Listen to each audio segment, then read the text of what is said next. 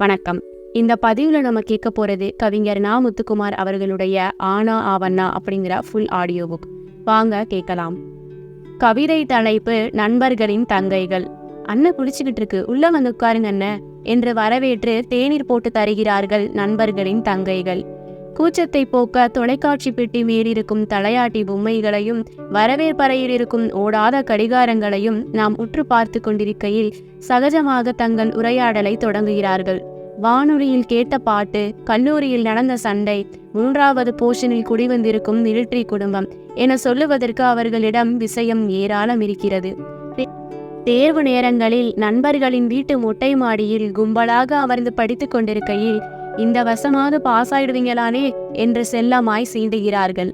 Zoology ரெக்கார்டில் படம் வரைஞ்சு தரீங்களானு, நான் வரைஞ்ச தவளையெல்லாம் முதலையா மாறிடுது என்று வராத ஓவியத்துக்காய் வருத்தப்படுகிறார்கள். பின்பொரு நாள் பார்த்து கொண்டிருக்கையில் சட்டென்று வளர்ந்து சாப்பாட்டு இலைகள் நோக்கி உடைந்து எண்ணெய் வளையும் அப்பளங்கள் கூடைகள் பயணிக்கும் ஏதோ ஒரு கல்யாண மண்டபத்தில் தாலி கட்டி கொண்டு கண் கலங்கி விடைபெறுகிறார்கள். நண்பர்களின் தங்கைகள் இல்லாத நண்பர்களின் வீடு முற்றத்தில் பறிக்காமல் உதிர்ந்து கிடக்கும் பவளமல்லியுடனும் பயணிகள் இறங்கிவிட்ட ரயில் பெட்டியின் வெறுமையுடனும் நூற்றாண்டுகள் கடந்த மலை குகையின் மௌனத்துடனும் நம் முன் நிற்கிறது. நண்பர்களின் தங்கைகள் இல்லாத நண்பர்களின் வீடு முற்றத்தில் பறிக்காமல் உதிர்ந்து கிடக்கும் பவளமல்லியுடனும் பயணிகள் இறங்கிவிட்ட ரயில் பெட்டியின் வெறுமையுடனும் நூற்றாண்டுகள் கடந்த மலை குகையின் மௌனத்துடனும் நம் முன் நிற்கிறது. கவிதை தலைப்பு தனலட்சுமி தட்டச்சு பயிலகம். அழகான பெண்களுக்கெல்லாம் காயத்ரி என்று பெயர் வைத்த இடம். காலத்தின் துருப்பிடித்த பெயர் பலகையிலிருந்து வருடந்தோறும் உதிர்ந்து கொண்டே இருக்கிறார்கள். குண்டு காயத்ரி, கண்ணாடி காயத்ரி, சிலுவை போட்ட காயத்ரி, எதற்கெடுத்தாலும் சிரிக்கும் தெற்றுப்பல் காயத்ரி. முன்புக்கு முன்பு ஒரு காயத்ரி பேப்பரை பாம்பாக சுருட்டி காலை வெயிலில் தமிழும் மாலை வெயிலில் ஆங்கிலமும் தட்டச்சு கொண்டிருந்தாள். இருபொழுது மஞ்சள் வெளிச்சமும் ஒளி கூடிய காலம் அது. பின்னாளில் பெருமாள் கோயில் குளத்தில் அவள் தற்கொலை செய்து கொண்டதாக பார்த்தவர்கள் சொன்னார்கள். படிக்கட்டில் அவள் குழந்தை அழுது கொண்டே இருந்ததாம். அப்புறமும் ஒரு காயத்ரி அப்பா துணையுடன் வந்து அண்ணன் துணையுடன் திரும்புவாள். இப்பொழுது அவள் கண்காணா ஊரில் ASDFGFக்கு பதில் கோபக்கார கணவனுக்கு பயந்து வெங்காயம் வெட்டி கொண்டிருக்கிறாளாம். இன்று இம்மாலை வெயிலில் கணிப்பொறி மையங்கள் பெருகிவிட்ட சிறு நகரத்தில் ஒயர் பிரேக் வைத்த சைக்கிளின் ஹேண்டில் பாரில் செருகிய பேப்பருடன் மீண்டும் ஒரு காயத்ரி தட்டச்சு கற்க நுழைகிறாள். காயத்ரிகளுக்கு வயதானாலும் காயத்ரி என்ற பெயருக்கு வயதாவதே இல்லை. கவிதை தலைப்பு நான் அறிந்த எம்ஜிஆர்கள். எங்கள் ஊர் காஞ்சிபுரத்தில் எம்ஜிஆர் ரசிகர் ஒருவர் ரிக்ஷா ஓட்டி கொண்டிருந்தார். வெண்பட்டு சட்டை, வேஷ்டி, கழுத்தை சுற்றும் கைக்குட்டை, கூலிங் கிளாஸ், பூவாய் நூல் பூத்த பிரத்யேக தொப்பி என எம்ஜிஆர் எங்களை ஏற்றி ரிக்ஷாவை ரதமாக்கி நகர்வலம் வருவார். மேகம் கனிந்த மழை நாளொன்றில் பாடத்திலிருந்து இறங்குகையில் புதிய வானம் புதிய பூமி என்று பாடியபடி இரு கைகளையும் அவர் விட்டு ஓட்ட மயில் கல்லில் மோதி நொறுங்கியது ரிக்ஷா. அந்த வரலாற்று நிகழ்வுக்கு நானும் சாட்சியாக இருந்து முழங்காலில் அடிபட்டிருக்கிறேன். சீக்கிரம் செல்வந்தர்களாகிவிடும் சினிமா கதைகள் போல் அல்லாமல் சென்ற முறை பார்த்தபோதும் அவர் ரிக்ஷாதான் ஓட்டிக்கொண்டிருந்தார். திண்டுக்கல்லில் ஒரு எம்ஜிஆர் முகமுழுக்க ரோஸ் பவுடர் அப்பி காண்பவற்றை கருப்பாக்கி காட்டும் கூலிங் கிளாஸ் அணிந்தபடி பூ விற்பதை பார்த்திருக்கிறேன். கோவில்பட்டி அருகில் கருப்பு எம்ஜிஆர் ஒருவர் பேருந்துகளை நிறுத்தி எம்ஜிஆர் பிறந்த நாளுக்கு மிட்டாய் கொடுத்து கொண்டிருந்தார். எல்லா எம்ஜிஆர்களும் எம்ஜிஆராகவே எனக்குள் வாழ்ந்து கொண்டிருக்க கல்லூரியில் உடன் படித்த கோவிந்தராஜன் என்கிற எம்ஜிஆர் மட்டும் நகரிலேயே பேரழகி ஒருத்தியை காதலித்து கரம் பிடித்த போது ஒரே இரவில் சாயல்கள் தொலைத்து நம்பியாரானதை யாரிடம் சொல்ல? எல்லா எம்ஜிஆர்களும் எம்ஜிஆராகவே எனக்குள் வாழ்ந்து கொண்டிருக்க கல்லூரியில் உடன் படித்த கோவிந்தராஜன் என்கிற எம்ஜிஆர் மட்டும் நகரிலேயே பேரழகி ஒருத்தியை காதலித்து கரம் பிடித்த போது ஒரே இரவில் சாயல்கள் தொலைத்து நம்பியாரானதை யாரிடம் சொல்ல? கவிதை தலைப்பு மதுரை ஸ்ரீ முனியாண்டி விலாஸ். 8ஆம் வகுப்பில் அறிவியல் எடுத்த KSK வாத்தியார் எங்களை முன்வைத்து தமிழ் பேரகராதிக்கு 2 பெயர் சொற்களை தானமாக கொடுத்திருந்தார். சாதுவான பையன்கள் என்றால் ஆரியபவன், சட்டாம்பிள்ளைகளுக்கு முனியாண்டி விலாஸ். காலத்தின் சதுரங்க பலகையில் முனியாண்டி விலாசும் நானும் ஆடும் ஆட்டத்தில் 2 நேர் எதிர் புள்ளிகளில் எப்போதும் சந்தித்துக் கொள்வோம். ஒன்று திசையை தொலைத்த திசையிலிருந்து சதுரமான தட்டுடன் எதிர்படும் சர்வர்கள். அந்த பெருந்தட்டில் வட்ட வட்ட குறுந்தட்டுகள் என் இருப்புக்கு சவால் விடும். நண்டு, காடை, கோழி, ஆடு, மீன், எறா, சுறா, மூளை, குடல், ஈரல் எல்லாவற்றையும் விலையேட்டுவிட்டு தட்டுக்கு குடியேற தகுதியற்ற சிங்கிள் ஆம்லெட் என்பேன். புறக்கணிப்பின் பெரும்பணியை எனக்களித்து உள்ளே செல்வார்கள். 2 கை நிறைய காசுடன் வேண்டியவை வரவழைத்து சாப்பிட்டு கொண்டிருப்பேன். என் எதிரில் யாரோ ஒருத்தர் கசங்கிய சட்டையுடன் மீன் குழம்பாவது கிடைக்குமா என கேட்டு நிறம் மங்கிய பீட்ரூட் பொரியலையும் வீத்து போன கீரையையும் என் குற்ற உணர்ச்சியையும் கலந்து பிசைந்து கொண்டிருப்பார். என் எதிரில் யாரோ ஒருத்தர் கசங்கிய சட்டையுடன் மீன் குழம்பாவது கிடைக்குமா என கேட்டு நிறம் மங்கிய பீட்ரூட் பொரியலையும் நீர்த்து போன கீரையையும் என் குற்ற உணர்ச்சியையும் கலந்து பிசைந்து கொண்டிருப்பார். பெருந்தட்டுகள் மறைந்து விலைப்பட்டியல் அட்டையை நீட்டும் துரித உணவகங்கள் பெருகிவிட்ட இன்றும் முனியாண்டி விலாஸ்களுக்கே மனம் விரும்பி செல்கிறது. உணவின் ருசி உணவில் இல்லை, புறக்கணிப்பின் கசப்பிலும் குற்ற உணர்ச்சியின் காரத்திலும் அது ஒளிந்திருக்கிறது. உணவின் ருசி உணவில் இல்லை, புறக்கணிப்பின் கசப்பிலும் குற்ற உணர்ச்சியின் காரத்திலும் அது ஒளிந்திருக்கிறது. கவிதை தலைப்பு 5ஆம் வகுப்பு ஆ பிரிவு. மழை பெய்யா நாட்களிலும் மஞ்சள் குடையோடு வரும் திலகவதி டீச்சர் வகுப்பின் முதல் நாளன்று முன்பொரு முறை எங்களிடம் கேட்டார், படிச்சு முடிச்சதும் என்ன ஆக போறீங்க? முதல் பெஞ்சை யாருக்கும் விட்டுத்தராத கவிதாவும் வனிதாவும் டாக்டர் என்றார்கள் கோரஸாக. இன்று கல்யாணம் முடிந்து குழந்தைகள் பெற்று ரேஷன் கடை வரிசையில் கவிதாவையும் கூந்தலில் செருகிய சீப்புடன் குழந்தைகளை பள்ளிக்கு வழியனுப்பும் வனிதாவையும் எப்போதாவது பார்க்க நேர்கிறது. இன்ஜினியராக போறேன் என்ற எல் சுரேஷ்குமார் பாதியில் கோட்டடித்து பட்டுத்தறி நெய்ய போய்விட்டான். எங்க அப்பாவுடைய இரும்பு கடையை பார்த்துப்பேன். கடைசி பெஞ்ச் சி என்று ராஜே சொன்னபோது எல்லாரும் சிரித்தார்கள். இன்று அவன் நியூ ஜெர்சியில் மருத்துவராக பணியாற்றி கொண்டே நுண உயிரியலை ஆராய்கிறான். லைட் ஓட்டுன என்று சொல்லி ஆச்சரியங்களில் எங்களை தள்ளிய அகஸ்டின் செல்லபாபு டிஎன்பிஎஸ்சி எழுதி கடைநிலை ஊழியனானான். வாழ்க்கையின் காற்று எல்லோரையும் திசை மாற்றி போட வாத்தியாராவேன் என்று சொன்ன குண்டு சுரேஷ் மட்டும் நாங்கள் படித்த அதே பள்ளியில் ஆசிரியராக பணியாற்றுகிறான். நினைச்ச வேலையை செய்யற எப்படி இருக்குமாப்புல என்றேன். சாக்பீஸ் துகள் படிந்த விரல்களால் என் கையை பிடித்து படிச்சு முடிச்சதும் என்ன ஆக போறீங்கன்னு என் மாணவர்களிடம் நான் கேட்பதே இல்லை என்றான். கவிதை தலைப்பு நெடுநாட்கள் கழித்து சொந்த ஊருக்கு செல்பவர்கள். நெடுநாட்கள் கழித்து சொந்த ஊருக்கு செல்பவர்கள் சின்னதாகி போன பாலிய வயதின் சட்டைக்குள் வளர்ந்த உடனுடன் உழைகிறார்கள். பொருள் வயிர் பிரிவுக்கு முன் ஒவ்வொரு அணுவும் பரிச்சயமாயிருந்த சொந்த வீடு சற்றே அந்நியமாகி தங்கும் விடுதி போல் திகிலூட்டுகிறது. கொஞ்சம் உப்பும் பாசமும் தூக்கலான சாப்பாட்டு ருசி மட்டும் நம் வீடுதான் என்ற ஆறுதல் தருகிறது. சிற்றிலாடிய வயல்வெளிகள் பன்னாட்டு தொழிற்சாலைகளின் புகைப்போக்கிகளுக்கு கீழ் புதைந்து கிடக்கிறன. மிக சகஜமாய் தென்படும் புதிய புதிய முகங்கள் பூர்வீக வீட்டை விற்றுவிட்ட பழைய நண்பர்களை பற்றி விசாரிக்க வைக்கிறன. சம்சாரிகளாகிவிட்ட சிநேகிதர்கள் எப்படா வந்த என வழிமறித்து கேட்கிறார்கள். பதில் சொல்வதற்கு முன்பே என்னைக்கு போற என்ற கேள்வி அடுத்து வருகிறது. ஒவ்வொரு முறை வந்து போகும் போதும் நெருங்கிய ஒருவரின் மரணம் பற்றிய செய்தியும் தொடர்பு கொண்டு தெரிவிக்க முடியாமைக்கான வருத்தமும் யார் வீட்டு திண்ணையிலேயோ ஒரு கண்ணீர் துளியை போல் அமர்ந்திருக்கிறது. ஒவ்வொரு முறை வந்து போகும் போதும் நெருங்கிய ஒருவரின் மரணம் பற்றிய செய்தியும் தொடர்பு கொண்டு தெரிவிக்க முடியாமைக்கான வருத்தமும் யார் வீட்டு திண்ணையிலேயோ ஒரு கண்ணீர் சுளியை போல் அமர்ந்திருக்கிறது. கவிதை தலைப்பு எஃப்எம் தொகுப்பாளினி. காற்றின் அலைவரிசையில் மிதந்து கொண்டிருக்கிறாள் எஃப்எம் தொகுப்பாளினி. ஒரு இறகை போல அவள் குரல் மடிந்து மடிந்து மேக அடுக்குகளை உரசி செல்கிறது. அவள் உருவம் பற்றிய கற்பனை சித்திரங்களை விண்ணில் வரைந்தபடி கூடவே பறக்கிறது. இளவரசியின் உயிரை கழுத்தின் சுமக்கும் ஒரு பச்சை கிளி. முதலில் ஒரு காதலன் அவள் குரலுக்கு வணக்கம் தெரிவிக்கிறான். யாரை காதலிக்கிறீங்க சுரேஷ்? நிர்மலாவை மேடம். நிர்மலா என்ன பண்றாங்க? எக்ஸ்போர்ட்ல வேலை செய்யறா. அவளுக்கா ஒரு கவிதை மேடம். வெட்டி கொண்டே இருக்கிறாயே, எப்போது தைக்க போகிறாய்? சொல்லி முடித்து அவன் ஒரு பாடலை நிர்மலாவுக்காக அவனுக்கு தெரிந்த ஆங்கிலத்தில் டெடிகேட் செய்கிறான். பின்பு ஒரு குடும்ப தலைவி சதுரமாக இட்லி சுடுவது எப்படி என்று கற்றுத்தருகிறாள். இட்லிகளும் பெண் விடுதலையும் வட்டத்திலிருந்து சதுரத்திற்கு முன்னேறியது குறித்து ஸ்லாகிக்கிறாள் தொகுப்பாளினி. பின் மதிய வெயிலில் பள்ளி விட்டு வரும் குழந்தைகள் அம்மாக்கள் பின்னிருந்து கிள்ள கிள்ள மெட்ரிகுலேஷன் பள்ளியில் தாங்கள் கற்ற ரைம்ஸ்களை மழலையுடன் பாடி காட்டுகிறார்கள். பின் மதிய வெயிலில் பள்ளி விட்டு வரும் குழந்தைகள் அம்மாக்கள் பின்னிருந்து கிள்ள கிள்ள மெட்ரிகுலேஷன் பள்ளியில் தாங்கள் கற்ற ரைம்ஸ்களை மழலையுடன் பாடி காட்டுகிறார்கள்.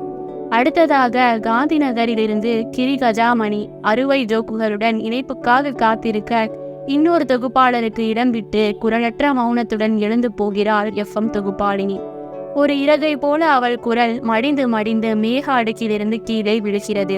அவள் உருவம் பற்றிய கற்பனை சித்திரங்களை விண்ணில் வரைந்தபடி கூடவே விடுகிறது இளவரசியின் உயிரை கழுத்தில் சுமக்கும் ஒரு பச்சை கிளி. கவிதை தலைப்பு கை நீட்டினால் தண்ணீர் வரும் குழாய். குளிரூட்டப்பட்ட உணவகம் அது. பாலித்தீன் கையுறை அணிந்தவர்கள் பவ்யமாக பரிமாறுகிறார்கள். உணவு தட்டுகளில் வட்ட வட்டமாக கத்தரிக்கப்பட்ட வாழை இலைகள். எல்லாவற்றுக்கும் மேல் கை நீட்டினால் தண்ணீர் வரும் குழாய் அதன் சிறப்பு. முதலில் ஒரு சிறுவன் நெடுநேரம் அக்குழாயின் முன் கையை நீட்டி நீட்டி இழுத்து கொண்டிருக்கிறான். அவன் தாய் வந்து அதட்டி அழைத்து போன பின் அப்போதுதான் திருமணமான இளம் பெண் வருகிறாள். திருகு மூடியை தேடி தேடி சலித்து போனவள் பக்கத்து குழாயில் கணவன் கை கழுவும் விதத்தை பார்த்து மலைத்து போகிறாள். இப்படியும் இருக்குமா என்றெண்ணி தயங்கி தயங்கி வளையல்களில் நீர்த்துளி தெறிக்க வலது கையை நீட்டுகிறாள்.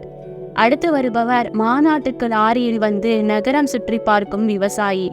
கை நீட்ட வரும் தண்ணீரின் ஊற்றுக்கண்ணை விசாரிக்க எண்ணி நமக்கெதற்கு என்று திரும்பி நடக்கிறார். சற்று நேரம் கழித்து உணவகத்துக்கு வெளியே அந்த சிறுவன் கையை நீட்டி நீட்டி இழுத்தபடி தாயுடன் கடந்து போகிறான். அந்த இளம் பெண்ணின் கைகள் கணவனின் கைகளை நடுங்கியபடி பற்றி இருக்கிறன. அந்த விவசாயி மதிய வெயிலில் மிதந்து செல்லும் மேகங்களை நோக்கி கையை நீட்டி நீட்டி தண்ணீர் வருமா என்று சோதித்து பார்க்கிறார். அடர்ந்த புகையை போல் அந்த மேகங்கள் கலைந்து காணாமல் போகிறன. அந்த விவசாயி மதிய வெயிலில் மிதந்து செல்லும் மேகங்களை நோக்கி கையை நீட்டி நீட்டி தண்ணீர் வருமா என்று சோதித்து பார்க்கிறார். அடர்ந்த புகையை போல் அந்த மேகங்கள் கலைந்து காணாமல் போகிறன. கவிதை தலைப்பு தலையணை வாத்துகள். ஆறு, குளம், ஏரி, நதி, குறைந்தபட்சம் குட்டை என எதிலாவது நீந்தலாம். போயும் போயும் தண்ணீரே இல்லாத தலையணை உரையில் நீந்திக் கொண்டிருக்கிறன. ஒன்றை ஒன்று பார்த்தபடி இரண்டு வாத்துகள். காலங்காலமாக மதிய தூக்கம் துறந்து கைவிரல்கள் வலிக்க வலிக்க எம்ப்ராய்டரி கற்று தலையணை உரைகளில் வாத்துகளை நீந்த விடுகிறார்கள் கல்யாணமாகாத இளம் பெண்கள். அவர்களுக்கென கனவுகள், கண்ணீர் துளிகள், ரகசிய புன்னகைகள், எண்ணெய் பிசுக்கேறிய உதிர்ந்த கூந்தல் முடிகள் என தங்கள் ஞாபகங்களை தலையணை வாத்துகளிடம் தந்துவிட்டு எவனோ ஒருவனுடன் மனமாகி எங்கோ தொலைகிறார்கள். எல்லோரும் உறங்கிய பிறகு தலையணை உரையிலிருந்து கீழே இறங்கி இரண்டு வாத்துகளும் தங்களுக்குள் பேசிக் கொள்கிறன. முதல் வாத்து, ஏன் எல்லா பெண்களும் தலையணை உரைகளில் வாத்துகளையே வரைகிறார்கள்? இரண்டாம் வாத்து, வாத்துகள் ரெக்கைகள் இருந்தும் அதிக உயரம் பறப்பதில்லை. பிறந்த வீடு புகுந்த வீடு என பெண்களைப் போலவே தண்ணீருக்கும் தரைக்கும் அலைப்பாய்வதே வாத்துகளின் வாழ்க்கை. வாத்துகள் ரெக்கைகள் இருந்தும் அதிக தூரம் பறப்பதில்லை. பிறந்த வீடு புகுந்த வீடு என பெண்களைப் போலவே தண்ணீருக்கும் தரைக்கும் அலைப்பாய்வதே வாத்துகளின் வழக்கம். கவிதை தலைப்பு பாலகாண்டம். வளர்கிற பையன்தானே என்று வருடந்தோறும் காமராஜர் கை வைத்த சட்டையும் முட்டிக்கு கீழே தொங்கும் காக்கி காட்டன் ட்ரௌசரும் யூனிஃபார்ம் என்று எடுத்து தருவார்கள். பள்ளியில் சக மாணவர்களின் கிண்டலை சமாளிக்கவே நேரமில்லாமல் போக பாடங்கள் புரியாமல் போகும். ஒவ்வொரு முறை முடிவெட்டி கொண்டு வரும்போதும் திரும்பவும் சலூனுக்கு அழைத்து சென்று ஒட்ட வெட்ட சொல்லி சண்டை போடுவார்கள். போலீஸ்காரன் கிராப்புக்கும் மொட்டை தலைக்கும் இடையில் இருக்கும் சிகை அலங்காரம் சிநேகிதர்களின் கிண்டல் நெருப்பில் இன்னும் கொஞ்சம் எண்ணெய் ஊற்றும். கல்வி சுற்றுலாவுக்கு செல்கையில் எல்லா மாணவர்களும் ஓட்டலில் சாப்பிட காசு கொண்டு வந்திருக்க திரும்ப வரும் வரைக்கும் வீட்டில் கட்டி கொடுத்த புளியோதரையும் போரிக்கிழங்கும் உல்லாச சுற்றுலாவை ஊசிப்போன சுற்றுலாவாக மாற்றும். தெருமுனை பெட்டிக்கடையில் நண்பர்களுடன் அரட்டை அடிக்கையில் பீடி கொடுக்கும் பசங்களிடம் என்னடா சிநேகிதோ என வாசலில் நிற்க வைத்து விசாரிப்பார்கள்.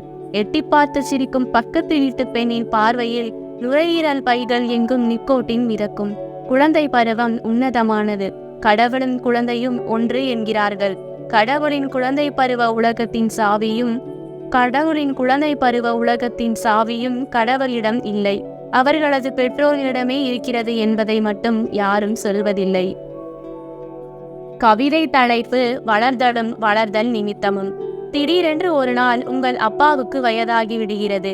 சிற்றிலாடிய பருவத்தில் உங்கள் இடுப்பை பிடித்து சைக்கிள் ஓட்ட கற்றுத்தந்த அப்பா சற்றென்று கைகளை விட்டுவிட உங்கள் வண்டியை நீங்களே ஓட்டிய போது முதுமையின் முதல் படிக்கட்டில் காலெடுத்து வைக்கிறார். 10 வயதுகளில் அப்பாவுக்கு தெரியாமல் தாத்தாவும் உங்களுக்கு தெரியாமல் அப்பாவும் ஒளித்து வைத்த ரகசியங்கள் அடங்கிய வரனை எட்டி பிடிக்கிற வயதில் நீங்கள் பயணிக்கிற போது முதுமையின் 2வது படிக்கட்டு அப்பாவுக்காக காத்திருக்கிறது. கல்லூரி கட்டணம் கட்ட உங்களுக்கான வரிசையில் நிற்கிற போது முதுமையின் 3வது படிக்கட்டு முதல் நரையுடன் அப்பாவை அழைக்கிறது. ஆயினும் வயதின் பேராற்றங்கரையில் உங்கள் பாலிய வயது ஞாபகத்தில் இளமையான அப்பாவின் முகம் எவராலும் திருட முடியாமல் இன்னமும் அப்படியே இருக்கிறது. ஏதோ ஒரு செய்கையில் ஏதோ ஒரு மெத்தனத்தில் பழைய அப்பாவின் முகம் உங்கள் முகத்தில் ஒளிந்து கொண்டிருக்கிறது. உலகத்தை எதிர்கொள்ளும் உங்கள் ஒவ்வொரு செயல்பாட்டிலும் பழைய அப்பாவின் முகத்தில் இருந்தே உணர்ச்சிகளை எடுத்துக்கொள்கிறீர்கள். மேலும் சமீபமாய் ஒரு பயம் உங்களை துரத்தி கொண்டிருக்கிறது. உங்கள் அப்பாவுக்கு வயதாவது என்பது உங்கள் அப்பாவுக்கு மட்டும் வயதாவதல்ல, உங்களுக்கும் வயதாகிறது என்பதே அது. மேலும் சமீபமாய் ஒரு பயம் உங்களை துரத்தி கொண்டிருக்கிறது. உங்கள் அப்பாவுக்கு வயதாவது என்பது உங்கள் அப்பாவுக்கு மட்டும் வயதாவதல்ல, உங்களுக்கும் வயதாகிறது என்பதே அது. கவிதை தலைப்பு: ஏடிஎம் வாசலில் காத்திருக்கும் கடவுள். சோடியம் விளக்கொளியில் இலைகள் தூங்கி போன அகாலத்தில் பன்னாட்டு கிளை வங்கி ஒன்றில் ஏடிஎம் வாசலில் தன் நீளும் வரிசையில் காத்திருக்கிறார் கடவுள். ஏடிஎம் காவலாளி தூக்கம் தொலைத்த விழிகளுடன் ஒவ்வொருவராக உள்ளே அனுப்புகிறான்.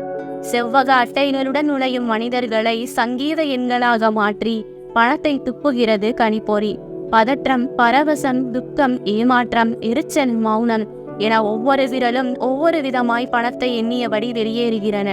கடவுளுக்கு முன்னிருக்கும் பேரிளம் பெண்ணொருத்தி இன்று இரவு குளிர் அதிகம் என்று ஆங்கிலத்தில் சொல்கிறார். கடவுள் பொத்தாம் பொதுவாக தலையாட்டுகிறார். பின்பும் அவளை தன்னை ஒரு ஹவுஸ் ஒய்ஃப் என்று அறிமுகப்படுத்திக் கொள்கிறார். கடவுளும் கூச்சத்துடன் நான் ஒரு ஹவுஸ் ஹஸ்பண்ட் என்கிறார். உரையாடல் துண்டுபட்டு அடர்ந்த கானகத்தை போல் இருள் சூழ்கிறது. கடைசியாய் கடவுள் முறை அட்டையை மாற்றி மாற்றி போட்டும் நம்ப மறுக்கிறது கணிப்பொறி.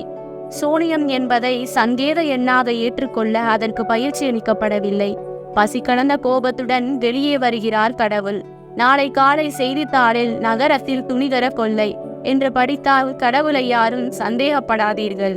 நாளை காலை செய்தித்தாளில் நகரத்தில் துணிகர கொள்ளை என்று படித்தால் கடவுளை யாரும் சந்தேகப்படாதீர்கள். கவிதை தலைப்பு: தொலைந்து போனவள். திருமணத்துக்கு பிறகு ஒரு சடங்குக்காக பிறந்த வீடு வந்த அக்கா அம்மாவுக்கு மீனாய்ந்து தருகிறாள். இங்கு வந்தும் வேலை செய்யணுமா என அதட்டியும் கேளாமல் பாத்திரம் தேய்த்து துணி துவைக்கிறாள். தோட்டத்தில் தானே நட்டு வளர்த்த செம்பருத்தி செடி அருகே ஏதோ பேசி கொண்டிருக்கிறாள். அக்கம் பக்கத்து வீடுகளிலிருந்து தாயக்கட்டம் ஆட வரும் சிநேகிதிகள் புருஷதாயம் விழுந்து மலையேறி விட்டிருக்கிறார்கள். பூவரசம் மரத்தடியில் காத்திருந்து பள்ளி விட்டு வரும் தம்பியை அழைத்து வருகிறாள். தோளுக்கு மேல் வளர்ந்த அவன் கூச்சம் கலந்த பிரியத்துடன் சற்று தள்ளியே நடக்கிறான். மொட்டை மாடி புகைக்கூண்டில் சாய்ந்து நிலாச்சோறு முடித்து எல்லோரும் தூங்கிய இரவில் மரபீரோவை திறந்து பட்டு பாவாடையும் மாம்பழ கலர் தாவணியையும் பழைய பாசத்துடன் எடுக்கிறான். சேலை களைந்து தாவணி அணிந்து ரசம் போன கண்ணாடி முன் நெடுநேரம் நிற்கிறாள். தாவணிக்கு பொருந்தாமல் கழுத்தில் தொங்கிக் கொண்டிருக்கிறது புதியதாய் ஒரு மஞ்சள் தாலி. தாவணிக்கு பொருந்தாமல் கழுத்தில் தொங்கிக் கொண்டிருக்கிறது புதியதாய் ஒரு மஞ்சள் தாலி. கவிதை தலைப்பு: தம்பியின் நாட்குறிப்பிலிருந்து ஒரு ஞாயிற்றுக்கிழமை. செல்லமாய் வளர்க்கும் நாயுடன் விளையாட கிளம்புகிறான் தம்பி. மைதானத்தில் நுழையும் போதே வீட்டிற்கு போ என்று சைகை காட்டுகிறான் அண்ணன். அண்ணனின் நண்பன் தம்பியை பார்த்து, உன் அண்ணன் சட்டை தானே இது, ஏப்ரல் ஃபூலுக்கு நான் அடிச்ச இங்கரை அப்படியே இருக்கு பாரு என்று கர்வப்பட அண்ணனின் கோபம் அதிகமாகிறது. பெரிய பசங்க விளையாடுற இடத்துக்கு வராதன்னு சொன்னேன்ல என்று தம்பி தலையில் கொட்டுகிறான். அழுவது போல் நடிக்கும் தம்பி மைதானத்தின் ஓரத்தில் மல்லாந்து படுத்து வானத்தில் இருக்கும் மேகங்களுடன் விளையாட ஆரம்பிக்கிறான். முதலில் மேகங்களை 2 அணியாக பிரித்து ஒன்றை ஒன்று மோத விடுகிறான். வெள்ளை மேகங்கள் வேகமாக செல்கிறன. சாம்பல் மேகங்கள் அசையாமல் நிற்கிறன. மேகங்கள் கலைந்த ஒரு கணத்தில் பசிக்க தொடங்கி வீட்டை நோக்கி ஓடுகிறான். தோட்டத்தில் மசாலா அரைக்கும் அம்மாவுக்கு தெரியாமல் தேங்காய் துண்டுகளை திருடிக்கொண்டு வரலாற்று டீச்சர் சொன்ன வீட்டு பாடம் ஞாபகம் வர பாட புத்தகம் எடுக்கிறான் தம்பி. அண்ணன் படித்து முடித்து அட்டை கிழிந்த புத்தகம். நேருவின் முகத்தில் மீசை, காந்தியின் நெற்றியில் நாமம். மவுண்ட் பேட்டன் அடிமை என்று எழுதியிருக்கிறான் அண்ணன். தன் கற்பனைக்கு இடமில்லாததால் புத்தகத்தை தூக்கி சுவற்றில் எறிந்து நிமிர்ந்து பார்க்கும் நாயை எட்டி உதைக்கிறான் தம்பி. தம்பியாயிருப்பதன் கஷ்டம் தம்பிக்கு தான் தெரியும் என்று தனக்குள் சொல்லியபடி வாலாட்டுகிறது நாய். தம்பியாயிருப்பதன் கஷ்டம் தம்பிக்கு தான் தெரியும் என்று தனக்குள் சொல்லியபடி வாலாட்டுகிறது நாய். கவிதை தலைப்பு குறுந்தொகை. விடிகாலை நீ தூங்க விண்மீனில் விளக்கு வைப்பேன், வெந்நீரில் நீ குளிக்க விறகாகி தீ குளிப்பேன், சுடிதாரில் கண்ணாடியா வைரம் வாங்கி பதிச்சு வைப்பேன், சலூனுக்கு போகணும்னா சிங்கப்பூருக்கு அனுப்பி வைப்பேன், சாதா டிவி போரடிச்சா சன் டிவி கனெக்ஷன் வைப்பேன், சுந்தர ராமசாமி சுஜாதா புக்கு வாங்கி வைப்பேன், சனிக்கிழமை சாயங்காலம் ஸ்டார் ஹோட்டல் கூட்டி போவேன், சினிமா தான் வேணுமுனா ஹோம் தியேட்டர் கட்டி வைப்பேன், மெட்ரோ வாட்டர் வேணாண்டி நெய்யூத்தி சமைக்க சொல்வேன், மாசத்துல 30 நாள் பட்டு புடவை எடுக்க சொல்வேன், டவுன் பஸ்ஸில் கூட்டமடி டாடா சுமோ அனுப்பி வைப்பேன், நாய்க்குட்டி அது எதுக்கு மான்குட்டி வளர்க்க சொல்வேன் என்றெல்லாம் வாக்கு தந்து ஏமாற்ற மாட்டேன் அடி, என் சம்பளம் 1000 தான் அதற்குள் வாழலாம் வா என்றெல்லாம் வாக்கு தந்து ஏமாற்ற மாட்டேன் அடி, என் சம்பளம் 1000 தான் அதுக்குள்ள வாழலாம் வா. கவிதை தலைப்பு பிரபஞ்ச ரகசியம். கண்ணாடியில் தெரியும் கதவு திறக்கப்படும் போதெல்லாம் வாசலில் கடக்கும் வாகனங்கள் கண்ணாடியில் பயணிக்கின்றன. காற்று வந்து கதவை மூட மீண்டும் கதவும் கண்ணாடியும் வாழ்க்கை பற்றிய சித்திரத்தை இணைந்து வரைகின்றன. வாகனங்கள் ஓய்ந்த நள்ளிரவில் கண்ணாடியில் தொலைந்து போன இறந்தவர்களின் பிம்பங்கள் பாதரச பரப்பிலிருந்து வெளியே வருகின்றன. கண்ணாடி முன்னின்று தன் முகம் பார்த்து புன்னகைக்கும் மனிதனிடம் அவை வெவ்வேறு வயதிலான உன் தோற்றத்தின் பிம்பங்கள், நீ இறந்த பின்னும் இறப்பதில்லை, நீ பார்த்த கண்ணாடிகளில் உன் பிம்பங்கள் உயிர் வாழ்கின்றன, பிம்பங்கள் விஷயத்தில் கவனமாயிரு என எச்சரிக்கிறன. ஆளற்ற இடத்திலிருந்து வரும் ஒளி குளவிகளின் சத்தமாக இருக்கக்கூடும் என்றெண்ணி அவன் கடந்து போகிறான். இச்சம்பவம் நடந்த அதே நேரத்தில் எங்கோ ஒரு வனாந்தரத்தில் இலைகள் தூங்கும் நள்ளிரவில் வானத்தை பார்த்து மல்லாந்து கிடக்கும் உடைந்த கண்ணாடி துண்டில் விண்மீன்கள் தெரிகின்றன. கண்ணாடிகளுக்கும் விண்மீன்களுக்கும் இடைப்பட்ட ஒளி ஆண்டுகளை மறைத்தபடி மேகங்கள் விண்மீன்களிடம் சொல்கின்றன, கவனம், கண்ணாடி பார்க்கும் போதெல்லாம் நாம் கடவுளை பார்க்கிறோம். இந்த புத்தகத்தோட தொடர்ச்சியை அடுத்த பதிவுல பார்ப்போம். அதுவரை நன்றி, வணக்கம்.